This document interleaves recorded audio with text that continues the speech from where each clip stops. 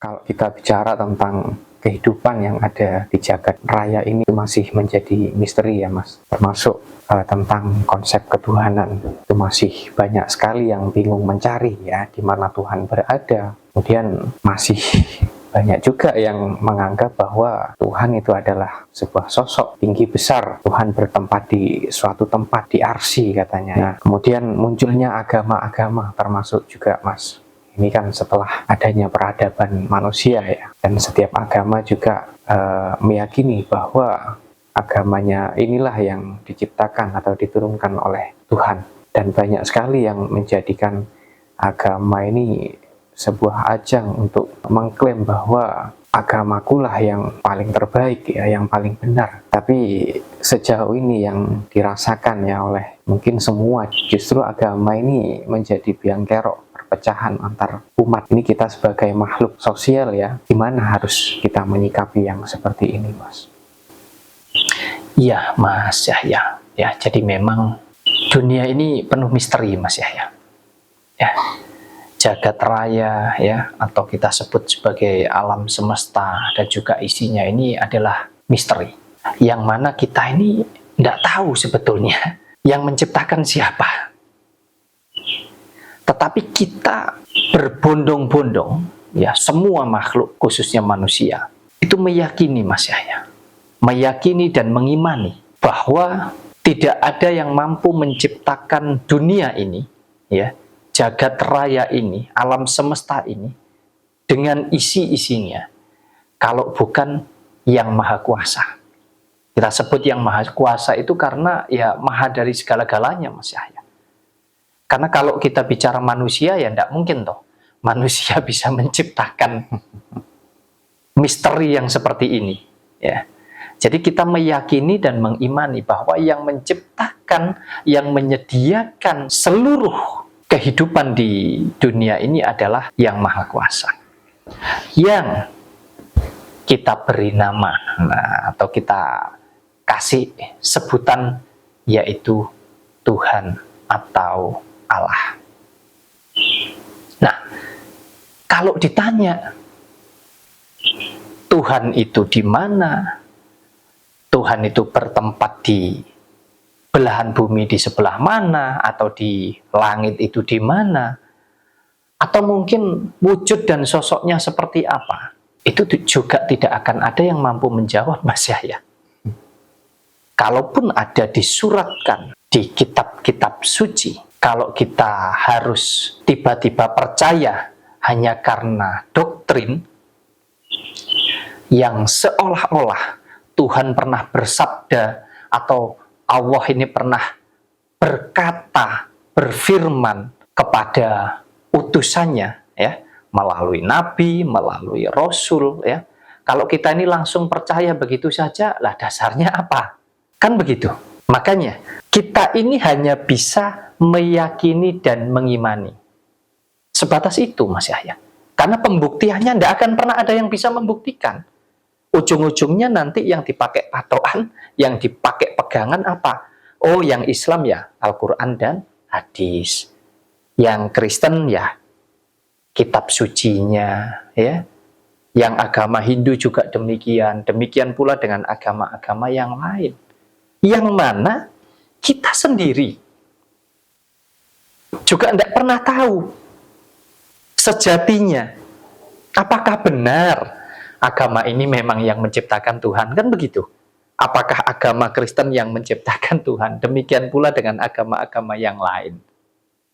Itulah sebabnya untuk orang-orang yang mau berpikir dengan luas, dengan hati yang lapang, kemudian betul-betul mau mempelajari tentang kehidupan ini Mas Yahya, maka tidak akan pernah berebut tentang konsep ketuhanan Mas Yahya. Bahkan saya saja secara pribadi ya, ini lepas dari teman-teman yang lain mau percaya mau tidak ya, sesuai saja dengan kepercayaan masing-masing. Saya meyakini bahwa memang seluruh unsur kehidupan ini Tuhan yang menciptakan. Tetapi kalau ditanya apakah Tuhan itu adalah sebuah sosok, sebuah makhluk, sebuah wujud, saya masih tidak meyakini itu Mas Yahya.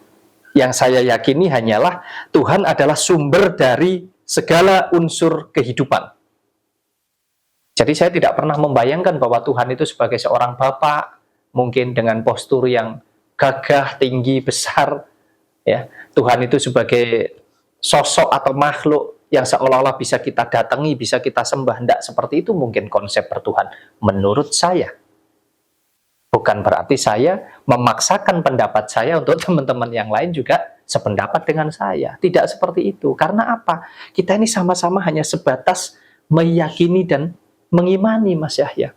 Termasuk juga tentang agama. Saya sering katakan, biarpun banyak pro kontra, banyak perdebatan, ya monggo silakan. Karena saya tidak akan mampu memaksakan cara berpikir setiap orang harus selalu sama dengan apa yang saya pikirkan. Saya tetap berprinsip sejauh saya tidak mengganggu, tidak menyakiti, saya juga tidak pernah menghujat, saya tidak pernah, mohon maaf, melanggar norma-norma yang berlaku di dalam kehidupan kita sebagai makhluk sosial, ya, bermasyarakat, berbangsa, dan bernegara.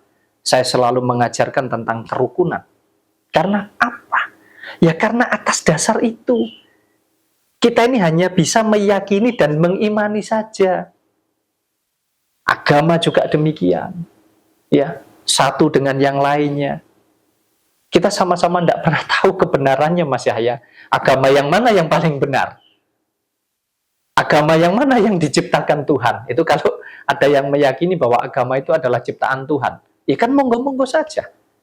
Oh, aku percaya dengan agama Islam. Ya, tetapi aku mengikuti ajaran-ajaran yang ada. Tanpa aku harus merasa bahwa ajaran yang lain ini salah. Nah, itu kan pilihan. Kalau ada juga yang meyakini agama Islam kemudian mengatakan bahwa agama Kristen, Hindu, Buddha, dan lain sebagainya ini adalah agama yang salah, yaitu haknya dia. Tetapi kalau bisa, tidak kemudian serta-merta kita katakan bahwa hei kamu kafir, hei kamu murtad, hei kamu tidak akan masuk surga karena kamu tidak sama, kamu tidak mau sesuai dengan agama ini. Nah, itu baru menurut saya kurang pas. Karena apa? Ya benar, apa yang dikatakan oleh Mas Yahya tadi. Kalau ujung-ujungnya, agama hanya akan memecah belah bangsa, memecah belah umat, yang mana kita sadar betul bahwa kita ini adalah makhluk sosial, Mas Yahya. Terlepas dari agama apapun yang paling benar, silahkan, ayo, kita peluk agama kita yakini sesuai dengan keyakinan kita masing-masing. Yang memeluk Islam, silahkan. Sesuai. Ya, Islam saja sudah pecah jadi berapa loh, Mas Yahya? Ya, cara mentafsirkan hadis apa yang ada di Al-Quran pun juga tidak sama loh, Mas Yahya. Habib saja pecah jadi berapa? Kiai, ya, ada banyak sekali.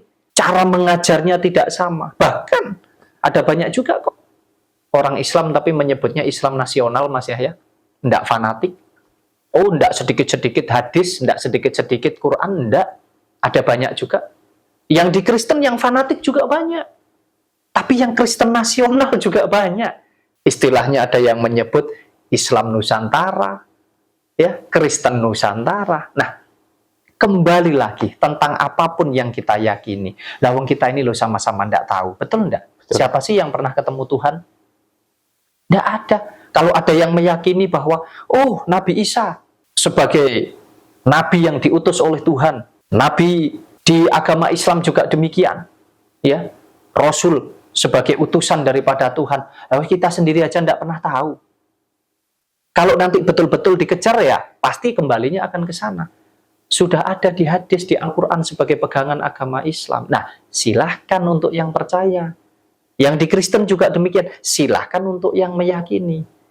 Terus kemudian kita ini loh, ayo kita memposisikan yang saat ini, kita ini hidup di suatu negara, ya. Kita sadar bahwa kita ini adalah makhluk sosial, yang mana kita saling membutuhkan, Mas Yahya.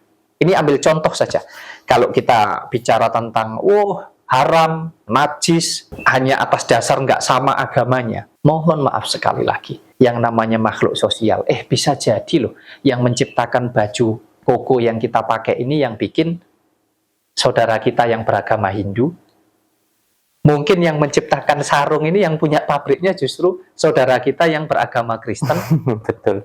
Sebaliknya juga dengan saudara kita yang Kristen, mungkin yang dipakai, yang digunakan sehari-harinya, mau itu makanan, baju, mungkin yang menciptakan juga saudara-saudara kita dari umat Islam, termasuk kalau kita bicara tentang kecanggihan teknologi saat ini, mau disadari mau tidak Mas Yahya, ya, televisi, komputer, laptop, handphone mungkin, dan alat-alat canggih lainnya, termasuk mobil, kendaraan yang kita gunakan.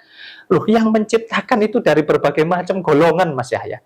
Bisa jadi agamanya berbeda-beda. Mohon maaf, bisa jadi belum tentu itu orang baik-baik juga yang menciptakan itu, betul enggak? Backgroundnya macam-macam.